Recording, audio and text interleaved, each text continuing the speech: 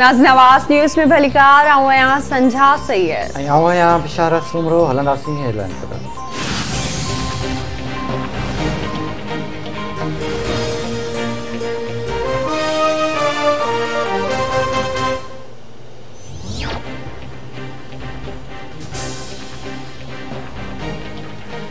भारत सां असांजूं 3 जंगूं थी चुकियूं आहिनि। एटमी ताक़त बढ़जण खां पोइ भारत सां जंग नाहे थी।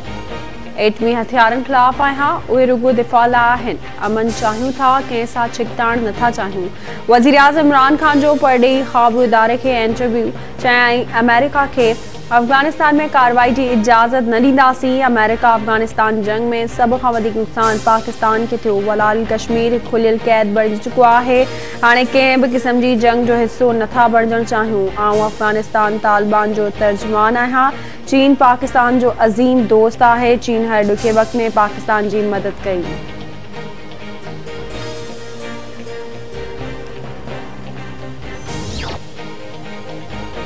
मुल्क में कोरोना वायरस जा अञा जारी वायरस वधीक 30 इंसानी माण्हुनि जूं हयातियूं ख़तरे वरितियूं। फोतियुनि जो अंग वधी 22,037 वियो।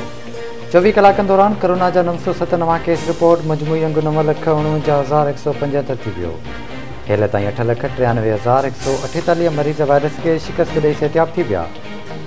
कोरोना वायरस की हाकारी शरह 2.60% रही।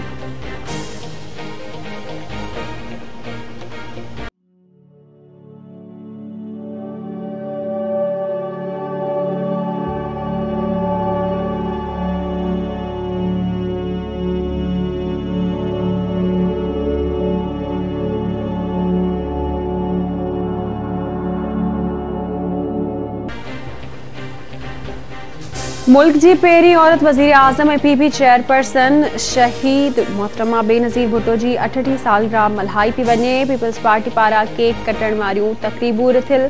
पीपी चेयरमैन बिलावल भुट्टो ज़रदारी जो चवणु आहे त शहीद मोहतरमा बेनज़ीर भुट्टो की डिघी जदोजहद, अज़ीम कुर्बानी ऐं इंसान दोस्त फ़लसफ़ो लाज़वाल आहे, जंहिंजी बदौलत पाकिस्तानी अवाम जी हतमी सोभ हाणे वेझो आहे। शहीद बेनज़ीर भुट्टो एक तहरीक जो नालो आहे।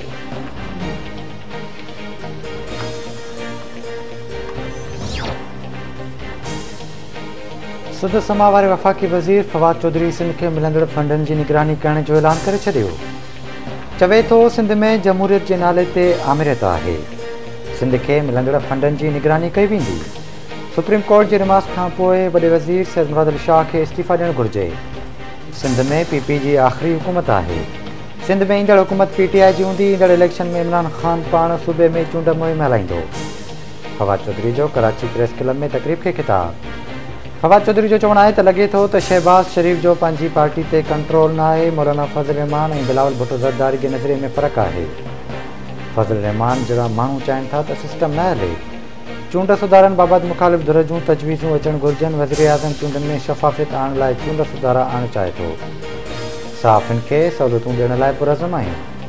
सहाफ़ियुनि लाइ स्पेशल पैकेज फ़राहम करे रहिया आहियूं।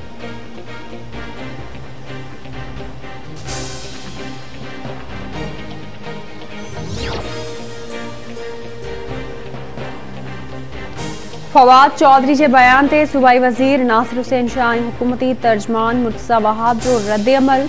नासिर हुसैन शाह जो चवणु आहे त वफ़ाक़ी वज़ीर कराची में अची सिंध हुकूमत के ख़राब चवणु पंहिंजो फ़र्ज़ समझनि था।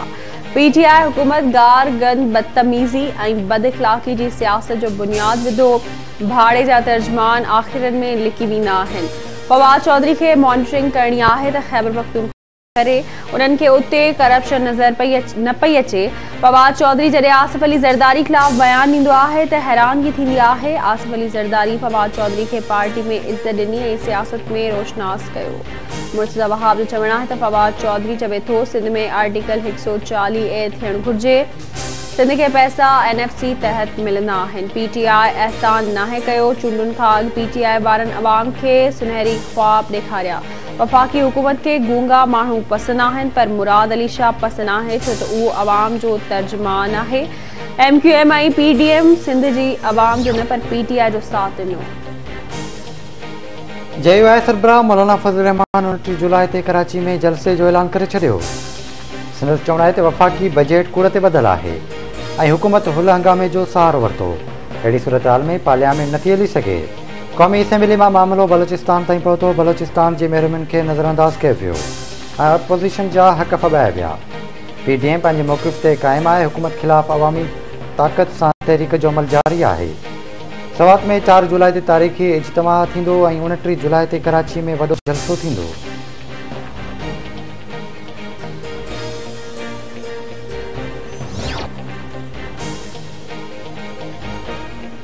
फुलशहर जो रहवासी नौजवान गुलाम शबीर समूह बिजली जो करंट लगन सबब फौत, घर में कोहराम।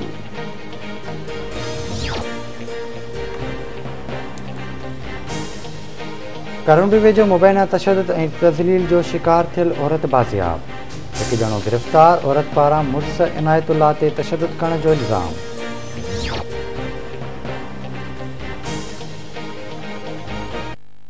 पुलिस पारां मुबैना मुक़ाबलेबाज़ चइनि ॾोहारियुनि खे गिरफ़्तार करण जी दावा। पुलिस जो चवण आहे त गिरफ़्तार थियल ॾोहारियुनि जो तालुक़ पंजाब जे इलाइक़े सरगोदा सां आहे। मदद जे वेझो पुलिस ॻोठ मोहम्मद मुराद बिरोही ते चढ़ाई करे 3 ॼणनि खे गिरफ़्तार करे वरितो। पुलिस जो औरतुनि ऐं ॿारनि ते तशद्दुद। पुलिस घर में पियल रोक रक़म ऐं ॿियो सामान पाण सां गॾु खणी वई।